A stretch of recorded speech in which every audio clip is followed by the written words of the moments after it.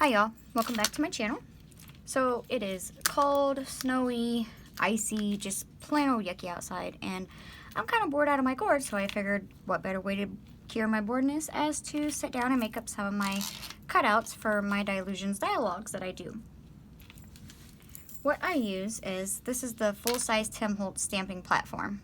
I do have the smaller one, the travel one, that I use for if I'm decorating a card per se and I just need to stamp one or two images on.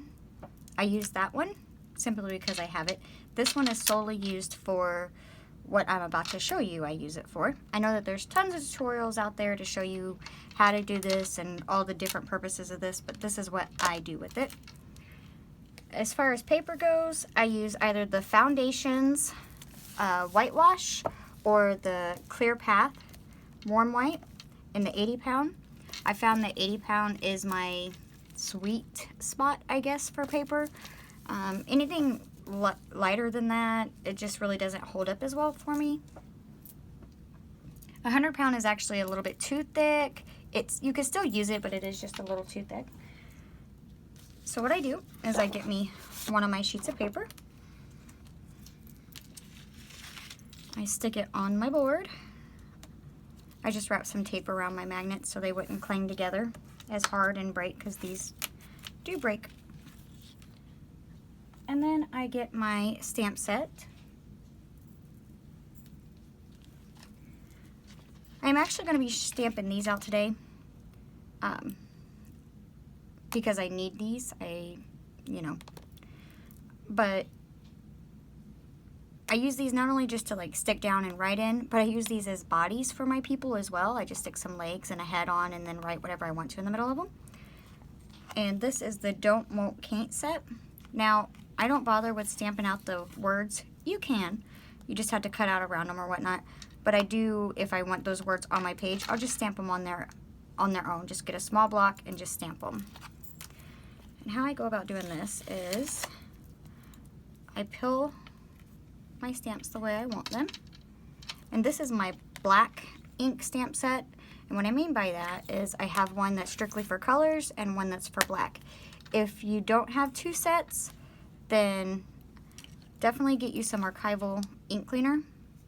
And when you're all done, put it on, let it set for just about 30 seconds to a minute, and scrub it off real well, so that way you're not getting the black accidentally transferred through on your colors.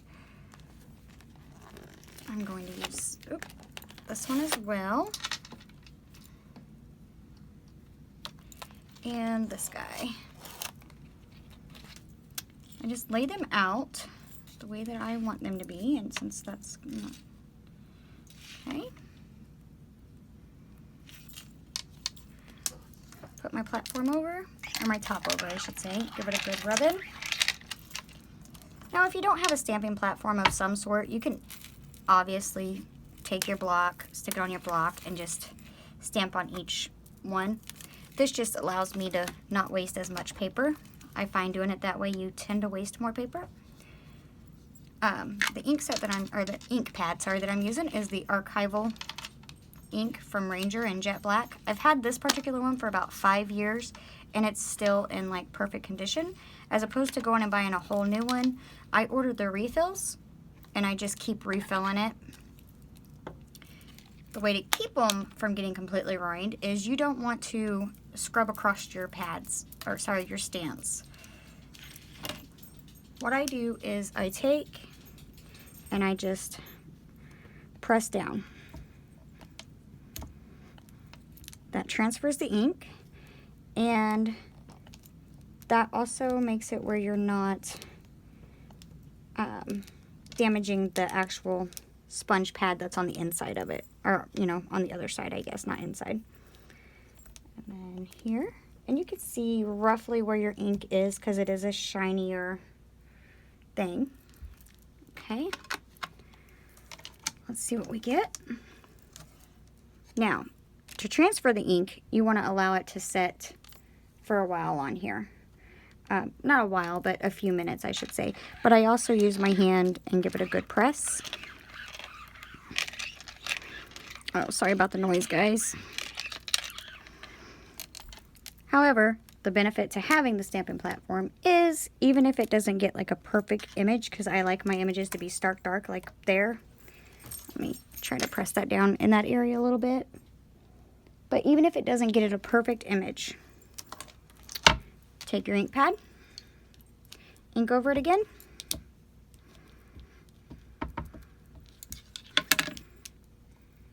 My nails prevent me from being able to do this perfectly.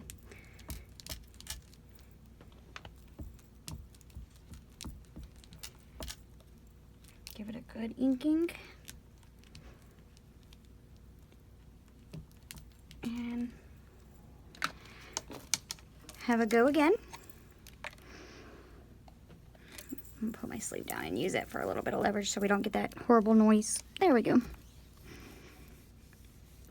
Give it a good press. Now, if it was only one stamp on here, it wouldn't be as hard to do this. But since there's multiple ones, the pressure starts here, and you really need to apply pressure down here more.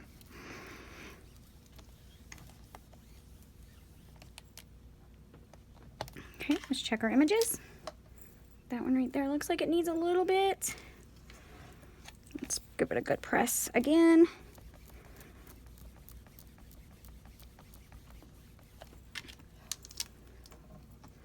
Okay, I might go over just that one little bit of section there. Just one more time.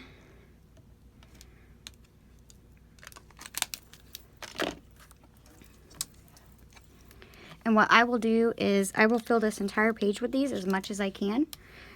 And I literally I take multiple stamp sets out, and I do this for about an hour. I put my headphones in and pop on one of my favorite YouTubers.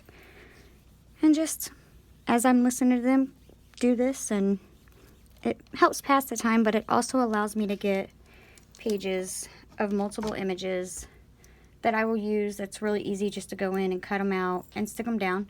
Saves time whenever you're actually making your journals. So like, these are some of the ones I've done. You know, and these little sections here, I could have probably put more legs, but I won't waste them, I'll save them, because there are times that I draw my own little images out, and then I'll cut them out and put them on that way. Then, when I get, sorry, excuse me, when I get all done with my entire page, I let that dry. I just take a standard look rag, wipe down my stamps, pop them back on their sheet, and there you have it. Alright guys, sorry this was a short but quick one. I just wanted to pop on and show you what I do whenever I get bored or have spare time. I hope you guys are having a wonderful day, staying safe, staying warm, and I'll see you later. Bye.